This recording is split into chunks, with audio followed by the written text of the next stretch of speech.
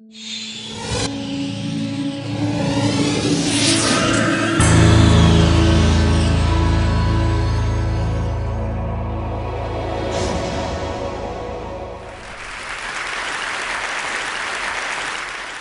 question today is not, why did we invade Afghanistan? The question is, why are we still in Afghanistan 1 decade later?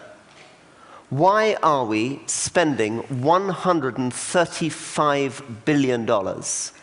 Why have we got 130,000 troops on the ground? Why were more people killed last month than in any preceding month of this conflict? How has this happened? The last 20 years has been the age of intervention. And Afghanistan is simply one act in a 5-act tragedy. We came out of the end of the Cold War in despair.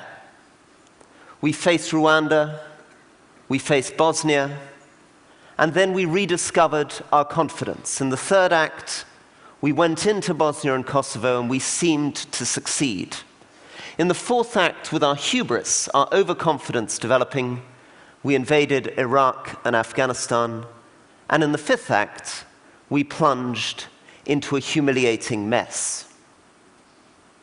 So the question is, what are we doing? Why are we still stuck in Afghanistan? And the answer, of course, that we keep being given is as follows. We're told that we went into Afghanistan because of 9/11, and that we remain there because the Taliban poses an existential threat to global security.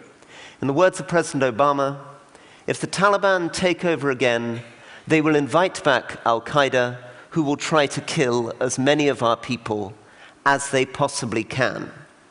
The story that we're told is that there was a light footprint initially. In other words, that we ended up in a situation where we didn't have enough troops, we didn't have enough resources, that Afghans were frustrated. They felt there wasn't enough progress in economic development and security, and therefore the Taliban came back. That we responded in 2005 and 2006 with troop deployments, but we still didn't put enough troops on the ground. And that it wasn't until 2009, when President Obama signed off on a surge, that we finally had, in the words of Secretary Clinton, the strategy, the leadership, and the resources, so that, as the President now reassures us, we are on track to achieve our goals. All of this is wrong. Every one of those statements is wrong. Afghanistan does not pose an existential threat to global security. It is extremely unlikely the Taliban would ever be able to take over the country. Extremely unlikely they'd be able to seize Kabul. They simply don't have a conventional military option. And even if they were able to do so, even if I'm wrong, it's extremely unlikely the Taliban would invite back al-Qaeda. From the Taliban's point of view, that was their #1 mistake last time. If they hadn't invited back al-Qaeda, they would still be in power today. And even if I'm wrong about those two things, even if they were able to take back the country, even if they were to invite back al-Qaeda, it's extremely unlikely that al-Qaeda would significantly enhance its ability to harm the United States or harm Europe. Because this isn't the 1990s anymore. If the al-Qaeda base was to be established near Ghazni, we would hit them very hard, and it would be very, very difficult for the Taliban to protect them.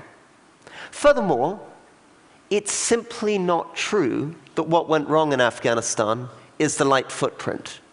In my experience, in fact, the light footprint was extremely helpful. And these troops that we brought in, this great picture of David Beckham there on the submachine gun, made the situation worse, not better. When I walked across Afghanistan in the winter of 2001, 2002, what I saw was scenes like this. A girl, if you're lucky, in the corner of a dark room, lucky to be able to look at the Quran. But in those early days, when we're told we didn't have enough troops and enough resources, we made a lot of progress in Afghanistan. Within a few months, there were 2.5 million more girls in school. In Sangizat, where I was sick in 2002, the nearest health clinic was within 3 days' walk. Today, there are 14 health clinics in that area alone. There was amazing improvements. We went from almost no Afghans having mobile telephones during the Taliban to a situation where almost overnight 3 million Afghans had mobile telephones. And we had progress in the free media. We had progress in elections. All of this with the so-called light footprint. But when we began to bring more money, when we began to invest more resources, things got worse, not better. How? Well, firstly, if you put $125 billion a year into a country like Afghanistan, where the entire revenue of the Afghan state is $1 billion a year, you drown everything. It's not simply corruption and waste that you create. You essentially replace the priorities of the Afghan government, the elected Afghan government, with the micromanaging tendencies of foreigners on short tours with their own priorities. And the same is true with the troops. When I walked across Afghanistan, I stayed with people like this. This is Commandant Muallim Haji Mohsin Khan Khamenji. Commandant Muallim Haji Mohsin Khan Khamenji was a great host. He was very generous, like many of the Afghans I stayed with. But he was also considerably more conservative, considerably more anti-foreign, considerably more Islamist than we like to acknowledge. This man, for example, Mullah Mustafa, tried to shoot me. The reason I'm looking a little bit perplexed in this photograph is I was somewhat frightened, and I was too afraid on this occasion to ask him, having run for an hour through the desert and taken refuge in this house, why he had turned up and wanted to have his photograph taken with me. But 18 months later, I asked him why he had tried to shoot me. And Mullah Mustafa, who's the man with the pen and paper, explained that the man sitting immediately to the left as you look at the photograph, Nadir Shah, had bet him that he couldn't hit me. Now, this is not to say Afghanistan is a place full of people like Mullah Mustafa. It's not. It's a wonderful place, full of incredible energy and intelligence. But it is a place where the putting in of the troops has increased the violence rather than decreased it. 2005, Anthony Fitzherbert, an agricultural engineer, could travel through Helmand, could stay in Nadi Ali, Sangin, and Goreshk, which are now the names of villages where fighting is taking place. Today, he could never do that. So the idea that we deployed the troops to respond to the Taliban insurgency is mistaken.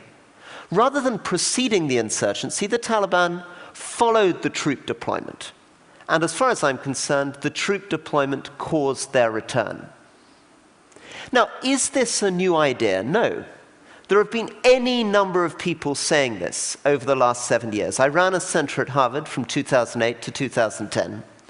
And there were people like Michael Semple there who speak Afghan languages fluently, who've traveled to almost every district in the country. Andrew Wilder, for example, born on the Pakistan-Iranian border, served his whole life in Pakistan and Afghanistan. Paul Fischstein, who began working there in 1978, worked for Save the Children, ran the Afghan Research and Evaluation Unit. These are people who were able to say consistently that the increase in development aid was making Afghanistan less secure, not more secure, that the counterinsurgency strategy was not working and would not work. And yet, nobody listened to them. Instead, there was a litany of astonishing optimism. Beginning in 2004, every general came in saying, I've inherited a dismal situation, but finally I have the right resources and the correct strategy which will deliver, in General Barnow's word, in 2004, the decisive year. Well, guess what? It didn't. But it wasn't sufficient to prevent General Abu Zaid saying that he had the strategy and the resources to deliver in 2005 the decisive year, or General David Richards to come in 2006 and say he had the strategy and the resources to deliver the crunch year, or in 2007, the Norwegian Deputy Foreign Minister Espen Eide to say that that would deliver the decisive year, or in 2008, Major General Shampoo to come in and say he would deliver the decisive year, or in 2009, my great friend General Stanley McChrystal, who said that he was knee-deep in the decisive year, or in 2010, the UK Foreign Secretary David Miliband, who said that at last we would deliver the decisive year. And you'll be delighted to hear in 2011 today that Guido Westerwelle, the German foreign minister, assures us that we are in the decisive year. Now, Thank you.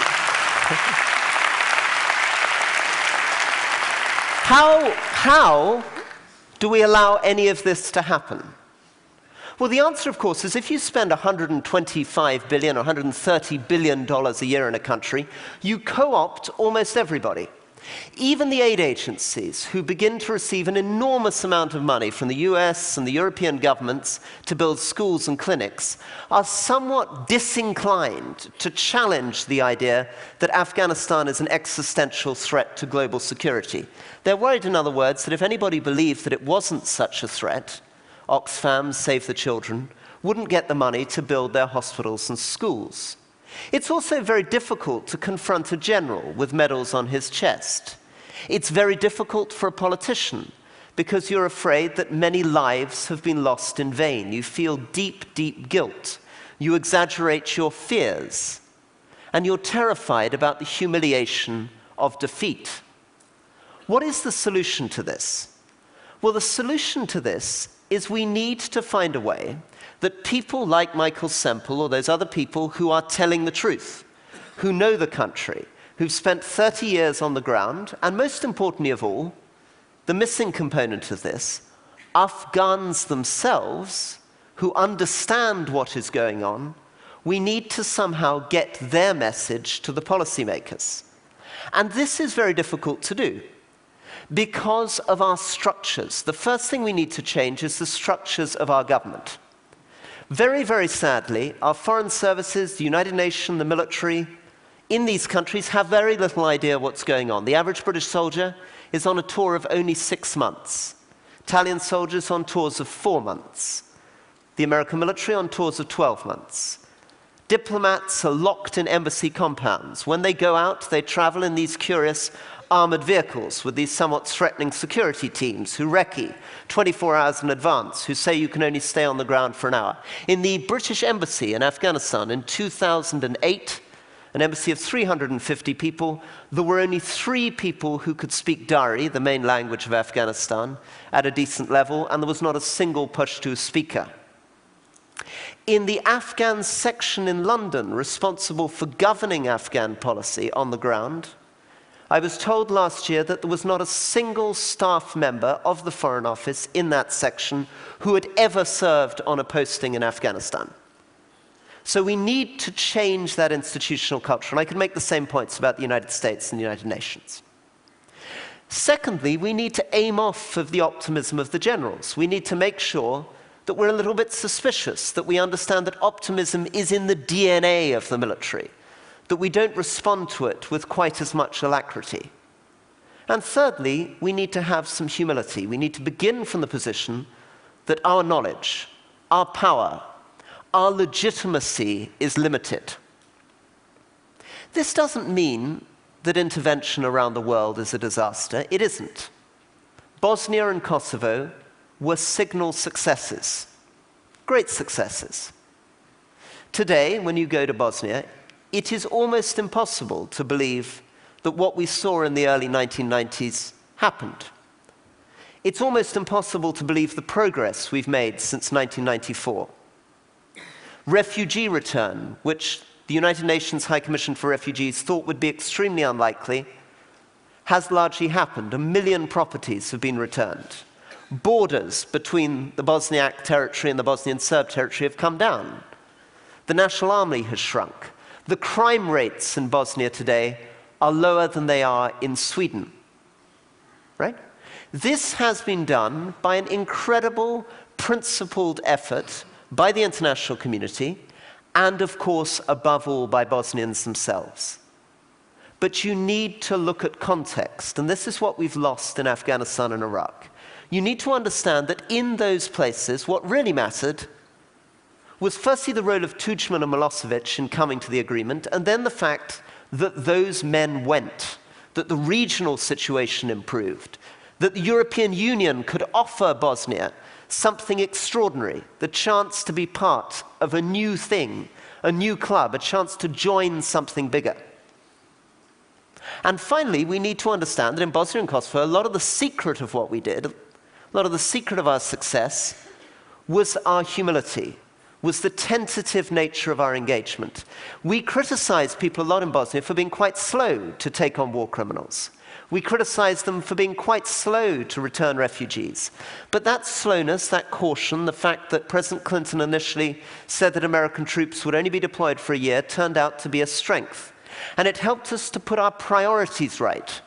One of the saddest things about our involvement in Afghanistan is that we've got our priorities out of sync. We're not matching our resources to our priorities. Because if what we're interested in is terrorism, Pakistan is far more important than Afghanistan. If what we're interested in is regional stability, Egypt is far more important. If what we're worried about is poverty and development, sub-Saharan Africa is far more important. This doesn't mean Afghanistan doesn't matter, but that it's one of 40 countries in the world with which we need to engage. So if I can finish with a metaphor for intervention, what we need to think of is something like mountain rescue. Why mountain rescue? Because when people talk about intervention, they imagine there's some scientific theory. The Rand Corporation goes around counting 43 previous insurgencies, producing mathematical formulas saying you need one trained counterinsurgent for every 20 members of the population. This is the wrong way of looking at it. You need to look at it in the way that you look at mountain rescue. When you're doing mountain rescue, you don't take a doctorate in mountain rescue. You look for somebody who knows the terrain. It's about context. You understand that you can prepare, but the amount of preparation you can do is limited. You can take some water, you can have a map, you can have a pack. But what really matters is two kinds of problems.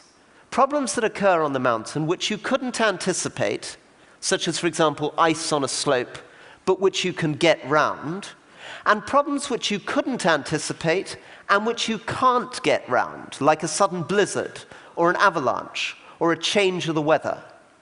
And the key to this is a guide who has been on that mountain, in every temperature, at every period. A guide who, above all, knows when to turn back, who doesn't press on relentlessly when conditions turn against them. What we look for in firemen, in climbers, in policemen, and what we should look for in intervention is intelligent risk takers. Not people who plunge blind off a cliff, not people who jump into a burning room, but who weigh their risks, weigh their responsibilities. Because the worst thing we have done in Afghanistan is this idea that failure is not an option. It makes failure invisible, inconceivable, and inevitable. And if we can resist this crazy slogan, we shall discover in Egypt, in Syria, in Libya, and anywhere else we go in the world, that if we can often do much less than we pretend, we can do much more than we fear. Thank you very much. Thank you. Thank you very much. Thank you. Thank you very much indeed. Thank you, thank you. Thank you. Thank you.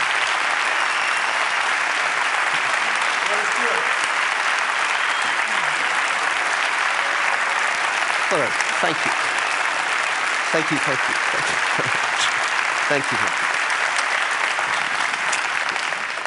Rory, you mentioned Libya at the end. Just briefly, what's your take on the current events there and the intervention? Okay, I think Libya poses the classic problem. The problem in Libya is that we are always pushing for the black or white. We imagine there are only two choices, either full engagement and troop deployment or total isolation. And we are always being tempted up to our neck. We put our toes in and we go in up to our neck. What we should have done in Libya is we should have stuck to the UN resolution. We should have limited ourselves very, very strictly to the protection of the civilian population in Benghazi. We could have done that. We set up a no-fly zone within 48 hours because Gaddafi had no planes within 48 hours. Instead of which, we have allowed ourselves to be tempted towards regime change. In doing so, we've destroyed our credibility with the Security Council, which means it's very difficult to get a resolution on Syria, and we're setting ourselves up again for failure. Once more, humility, limits, honesty, realistic expectations, and we could have achieved something to be proud of. Thank you. Rory, thank you very much. Thanks for being at TED. Thank you. Thank you.